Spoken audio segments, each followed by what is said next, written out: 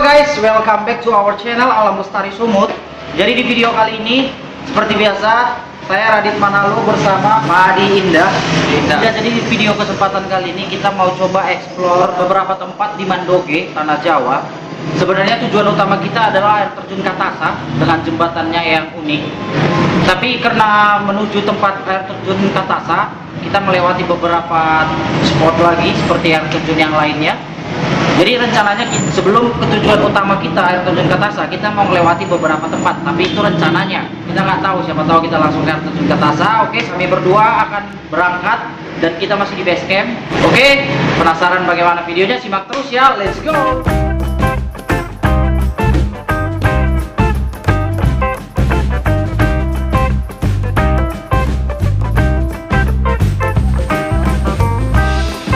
Sebelum melanjutkan perjalanan, kami menyempatkan diri singgah bersilaturahmi dengan teman-teman dari komunitas Kompas Adventure, Bolang Sumut, dan teman-teman yang lainnya juga yang sedang bakar-bakar ikan dan ayam untuk makan bersama.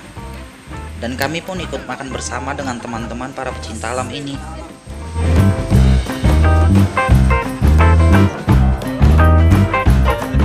Setelah 1 jam lebih kami di sini bersilaturahmi, bercerita dan bersenda gurau, dan saling sharing tentang perjalanan kami berikutnya dan tempat wisata yang akan dibentuk dan dikembangkan oleh komunitas setempat. Jadi tujuan kami sama anak-anak komunitas mau kami ciptakan ini hutan wisata supaya apa, anak-anak lingkungan kita itu nggak jauh lagi ke sana bang, pandan kita. Akhirnya kami melanjutkan perjalanan kami menuju tempat yang menjadi tujuan utama kami, yaitu air terjun Katasa. Dan kami ucapkan banyak terima kasih kepada teman-teman semuanya atas jamuannya yang luar biasa dengan ayam bakar, ikan bakar, dan sambal andalimannya yang pedasnya luar biasa. Terima kasih ya. Setelah menempuh 1 jam lebih perjalanan, kami sampai di Kecamatan Hatonduhan. Di tempat ini juga ada salah satu destinasi wisata air terjun, yaitu air terjun Hatonduhan. Kami juga menyempatkan diri untuk singgah dan memang sebenarnya kami pun berencana untuk menginap dan camping di lokasi air terjun ini.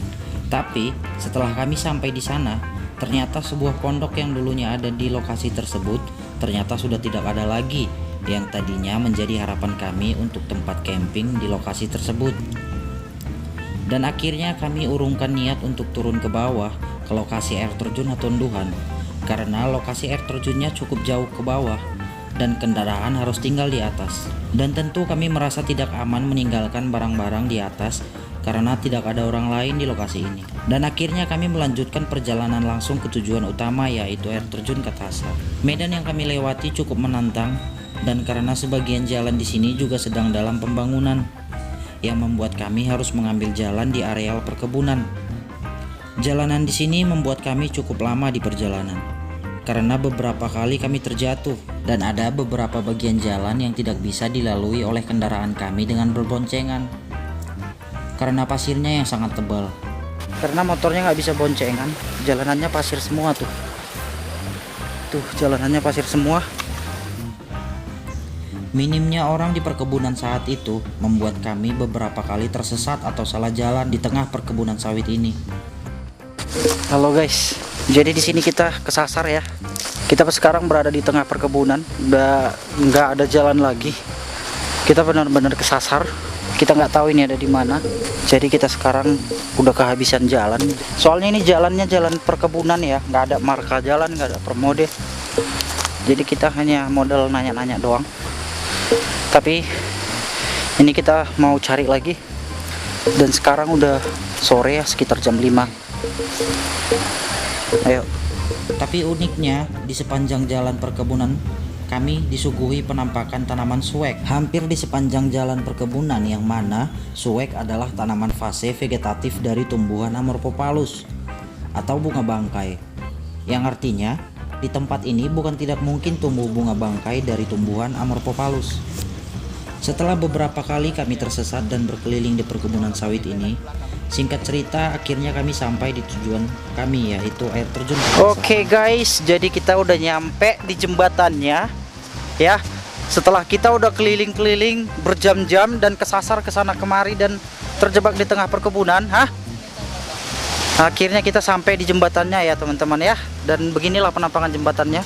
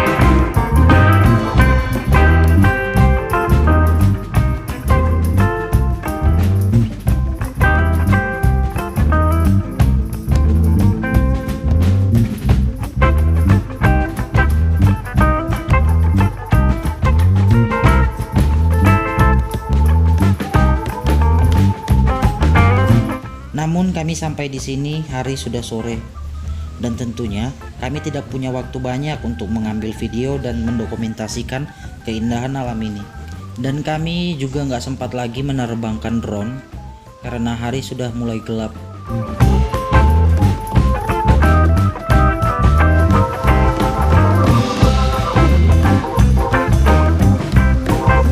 Kami bertemu beberapa orang masyarakat di sini dan kami ternyata disambut baik oleh mereka. Dan mereka juga dengan semangat bercerita tentang jembatan ini. Sempat wisata juga Bang? Cuma makan korban dulu. Udah pernah ada korban? Nah, orang sekarang itu 3 hari 2 hari nggak nampak, seminggu. Korbannya kayak mana Bang, jatuh itu? Dia pas berenang gitu Bang, cuman berenang baru tenggelam dia ke dalam. Bang, nggak naik banget. Oh, sempat dulu pemandian juga Bang? Oh, sempat rame banget, orang kisaran datang, lalu orang Padang. Tempat wisata dulu ini Bang, cuman di sana lah kompleksnya dia. Tapi Bang, kejadian orang jatuh udah pernah belum? Ke sini udah, cuman dia keadaan kakinya patah.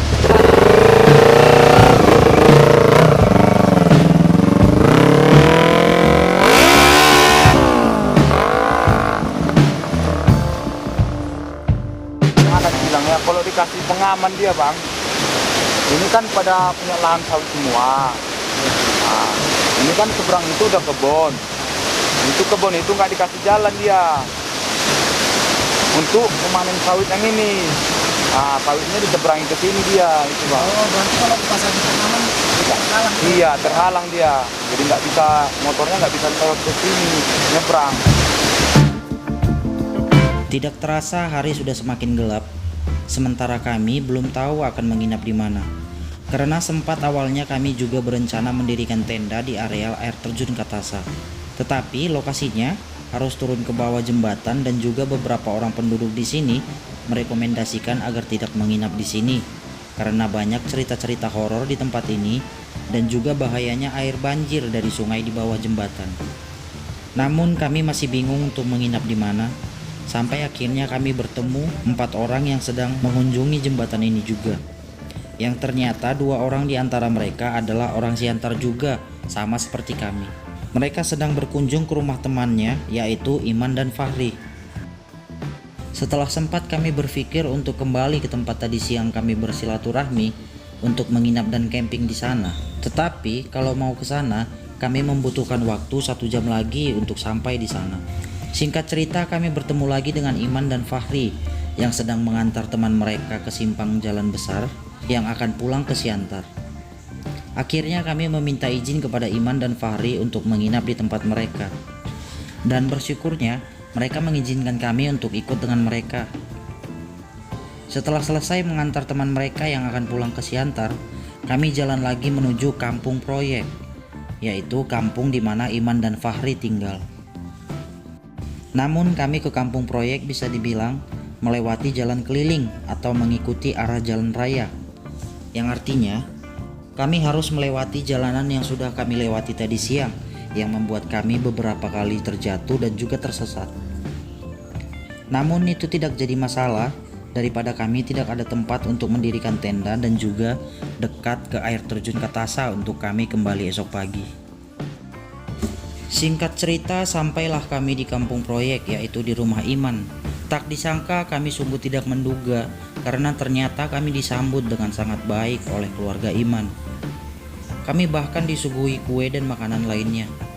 Dan juga orang tua Iman menyuruh kami agar tidur di dalam rumah, jangan mendirikan tenda untuk tidur di luar, karena khawatir barang-barang yang kami bawa cukup banyak dan takut tercecer atau hilang. Kami bahkan disuguhi makan malam di sana. Bahkan gak habis pikir, kenapa ada orang yang sebaik mereka menyambut kami, orang yang bahkan baru saja mereka kenal. Saat baru tiba di sana saja kami merasa disambut seperti orang yang sedang bertamu ke tempat saudara. Setelah kami selesai makan malam di rumah Iman, kami menyeduh kopi di teras rumah dan saling bercerita dengan orang tua Iman, sambil menikmati tenangnya suasana di desa ini, hening dan sangat damai. Tidak terasa kami bercerita hingga larut malam. Orang tua Iman dan adiknya pun masuk ke rumah untuk istirahat. Tetapi kami masih bercerita-cerita dengan Iman, dan juga kami melanjutkan dengan bermain game. Akhirnya sekitar pukul 3 pagi, kami memasang tenda di teras rumah Iman, dan kami pun tidur dan istirahat di sana. Karena memang permintaan kami agar kami sebaiknya tidur di tenda saja di luar. Singkat cerita, pagi hari pun tiba. Saat kami bangun di teras rumah, bahkan sudah disuguhi teh manis panas beserta rotinya. Ya ampun, keluarga ini benar-benar baik sekali. Entah harus bagaimana lagi membalas kebaikan mereka. Kami doakan keluarga Iman dan Fahri beserta semua orang-orang di desa ini sehat selalu dan murah rezeki ya. Beginilah suasana pagi di desa ini. Ayah Iman adalah seorang tukang pangkas rambut juga di desa itu. Sebagai pekerjaan sampingan juga untuk tambahan selain dari ayah Iman yang juga bekerja di kebun. Suasana di desa ini benar-benar tenang, sangat damai, dan juga sangat sejuk dibandingkan di perkotaan yang sangat padat penduduk. Dan bahkan di tempat ini jauh dari ributnya suara-suara riuhnya kendaraan. Mainan si Tito. Siapin mainan dia. Pulang dulu ya, saya nggak salah ini terbang ya.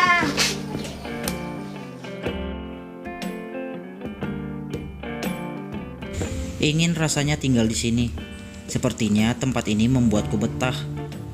Dengan suasana desa yang sangat sejuk dan ramahnya orang-orang di sini. Tapi kami harus kembali karena kami ke sana hanya berkunjung. Tapi mungkin suatu saat kami akan kembali lagi ke sini.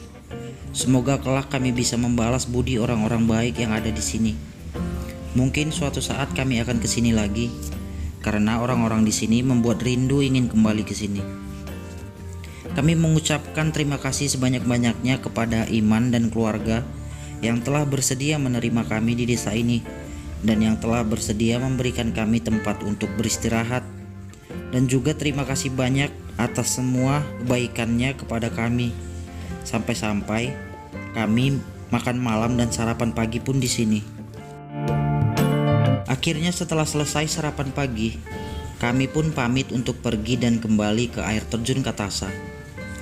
Karena kemarin kami masih hanya sebatas jembatan aja dan belum turun ke bawah ke lokasi air terjun Katasanya.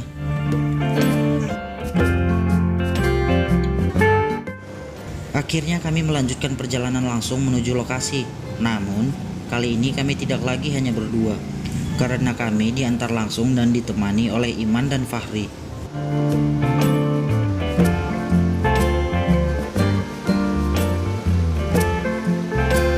Setelah sampai di sana, tanpa basa-basi lagi, kami langsung turun menuju air terjunnya. Jalur menuju air terjun ini pun bisa terbilang ekstrim, karena untuk turun ke bawah pun jalur yang kita lalui serasa nyaris vertikal tingkat kemiringannya. Dan untuk turun ke bawah hanya dengan alat bantu tali sebagai pegangan agar tidak jatuh, dan tangga dari bambu yang nyaris vertikal.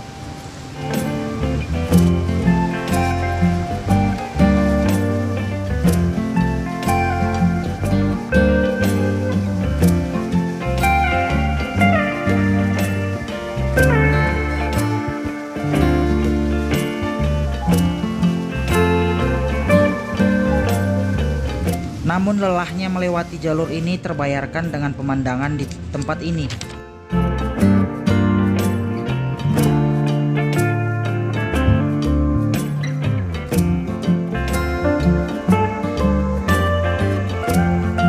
Halo guys, kita udah nyampe ya di air terjun Kapasanya. Jadi setelah 2 hari kita explore dan kita sebenarnya semalam udah nyampe, tapi hari ini kita lanjut lagi untuk pengambilan sesi drone.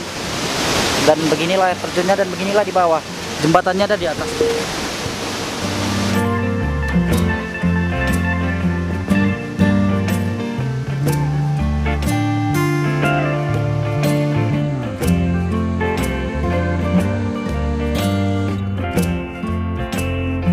Air terjun Katasa ini sering juga disebut air terjun kembar, karena memang ada 2 aliran air terjun yang berdekatan dari sungai yang berbeda.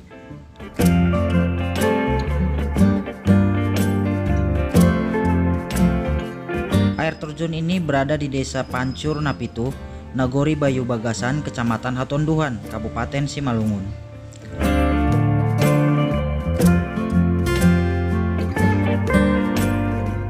Uniknya, tepat di atas air terjun ini terdapat sebuah jembatan ekstrim sebagai akses yang menghubungkan Desa Pancur Napitu ke ladang mereka yang berada di seberang desa. Dan jembatan ini satu-satunya akses jalan di desa ini untuk ke ladang mereka. Jembatan ini dulunya adalah bekas rel kereta api Muntik atau kereta api mini atau disebut juga lori. Lalu bekas rel ini dibeton dan dipakai sebagai jembatan dengan panjang 100 meter dan lebar hanya 1 meter dan berada di ketinggian mencapai 80 meter tanpa pagar pengaman kanan kiri. Namun masyarakat di sini tampaknya sudah cukup akrab dengan jembatan ini. Orang-orang yang melintas di jembatan ini tampak biasa saja tanpa rasa ragu. Bahkan sebagian masyarakat desa mengangkut hasil kebunnya dari jembatan ini menggunakan sepeda motor. Tentu mereka sudah terbiasa dengan jembatan ini. Akhirnya selesailah perjalanan kami, perjalanan yang singkat namun sangat mengesankan. Lelah selama 2 hari pun terbayarkan karena akhirnya kami sampai pada tujuan. Kami ucapkan terima kasih kepada Iman dan Fahri yang telah menemani kami dari kemarin sore hingga hari ini. Bahkan mengantar kami ke sini lagi hingga hampir tengah hari. Perjalanan kali ini benar-benar sangat mengesankan, bertemu dengan orang-orang baru. Singkat namun mengesankan, dan semua hal yang ada di sini pasti kami rindukan. Akhir kata saya ucapkan terima kasih kepada semua orang-orang yang terlibat di video ini. Semoga kita semua diberi umur yang panjang dan selalu diberi kesehatan. Dan terima kasih sudah menonton video ini. Like dan subscribe channel Alam Lestari Sumut untuk support kami terus membuat video-video tentang kelestarian di Sumatera Utara. Sampai jumpa.